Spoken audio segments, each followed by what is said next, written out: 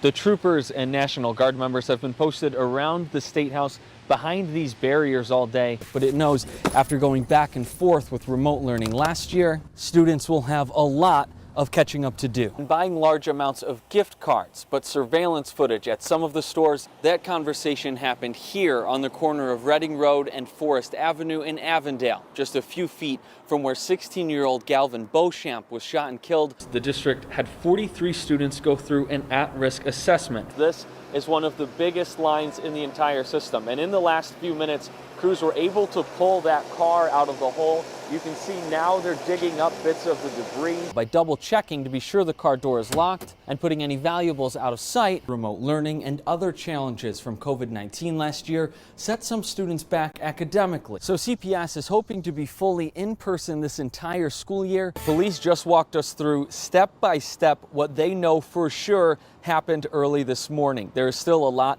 they're trying to figure out, and Ohio State, like you see, are all now requiring everyone on campus to get the vaccine. It should start any minute now, and it is win or go home for the West Side Little Leaguers.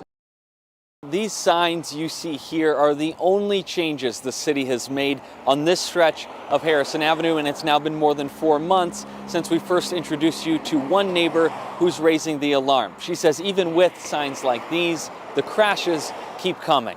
You don't just accept it, you know, we can't just accept like, oh, this is the way it is. Carrie Rundle McIver lives on the 2200 block of Harrison Avenue in Westwood. We first shared her story in April of 2021 after a driver crashed, came down her driveway, and destroyed the fence in her backyard. Multiple city council members spoke to us at the time about improving the road, but Rundle McIver says not enough has happened since then. But I'm not satisfied with what's happened because I don't feel like it's really made a difference. It happens all the time. Like, these poles get replaced all the time. People are always getting injured, and I'm sick of it, you know?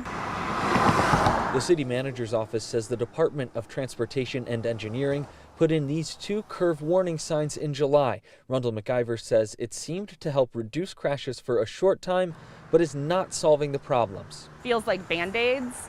You know, it's clear that there's a problem. Like, it's clear that there's, you know, a lot of work that needs to be done on our block. We cannot have cars running off the road over and over. Councilmember Steve Gooden says he added a motion to the city budget that was approved by council, setting aside $1.5 million to repair or resurface this exact stretch of Harrison Avenue and other trouble spots. But he's still trying to get answers from the Department of Transportation and Engineering to see if and when they plan to do something about it. This precise piece of road, you know, it says the 2200 block of Harrison. So, you know, there's some real frustration here. Gooden raised some concerns with what he's calling the bureaucracy of city government that he says could be slowing down road repairs on this stretch of Harrison Avenue. We'll, of course, continue to follow this story and keep digging for answers. Reporting live on Harrison Avenue in Westwood, Josh Bazan, WCPO 9 News. About 36,000 students went back into the classroom Thursday in Cincinnati public schools. These first graders at Rothenberg Preparatory Academy are already going over shapes and letters. It feels good to have a certain level of normalcy. We focus a lot on safety, so ensuring that our students still understand the expectations and the procedures. COVID-19 safety protocols like wearing masks inside and spacing out are going to be as important this year as they were last year. We were fortunate enough to reopen 5 days a week in March, so we put those practices in place and now we're ready to go.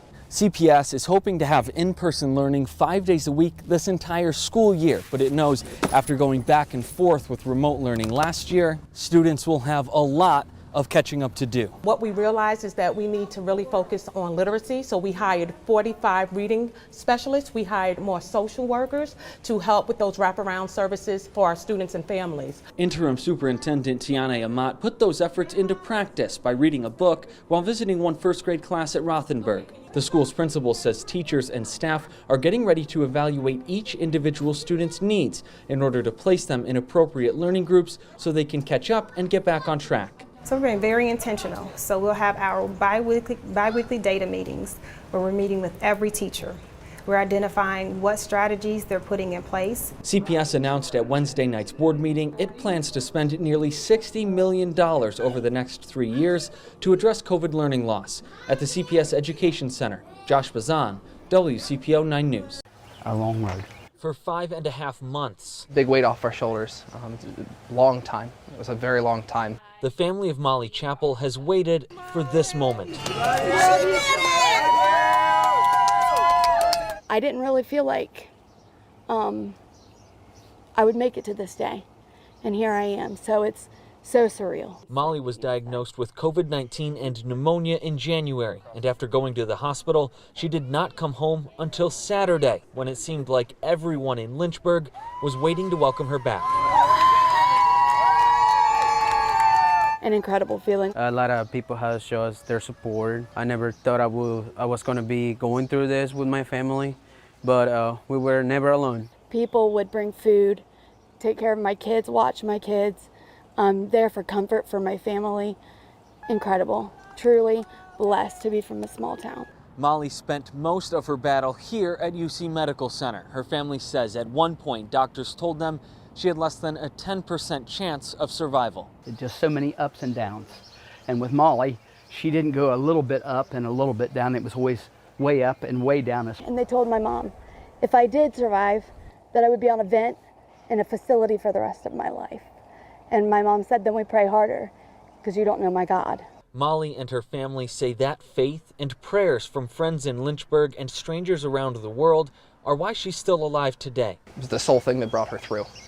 It was a good God and good doctors are what brought her through. For Molly Chappell, Saturday was full of moments, big ones she shared with the entire town, and little ones she saved for those who matter most. Read her a book.